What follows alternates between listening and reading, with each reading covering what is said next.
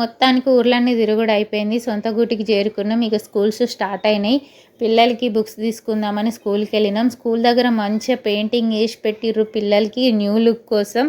ఇవన్నీ తీసుకొని మళ్ళీ బయటికి వెళ్ళి స్టేషనరీ షాప్కి వెళ్ళినాము. అక్కడ పెన్సిల్ బాక్స్కి ఫ్యాన్ అంట, లైట్ అంట, ఏమేమో కొత్త కొత్తగా వచ్చినాయి. పిల్లల్ని అట్రాక్ట్ చేయడానికి మంచిగా ఉన్నాయి, కలర్స్గా, వెరైటీ డిఫరెంట్గా.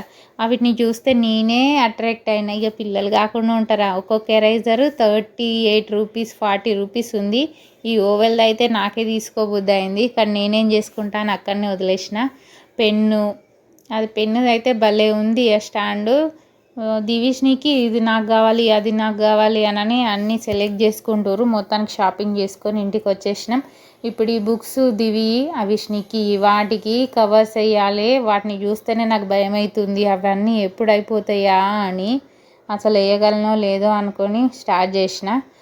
ఎట్లయినా తప్పదు కదా, 2 రోజులు అయితే పట్టింది. ఒకరోజు స్నీకీ అయిపోయినాయి, ఒకరోజు దివి అయిపోయినాయి.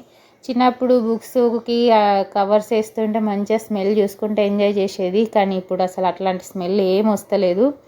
మా ఆయన అయితే ఇక నేమ్ లేబుల్ డిజైన్ చేసిండు. ఇది స్నీకీ నేమ్ లేబుల్, ఇది దివి నేమ్ లేబుల్. మధ్యలో ఉన్నది తెలుసు కదా మన ఛానల్ విజిటింగ్ కార్డు, అవన్నీ డిజైన్ చేసింది మా ఆయనే. నచ్చితే లైక్ చేయండి. Bye bye.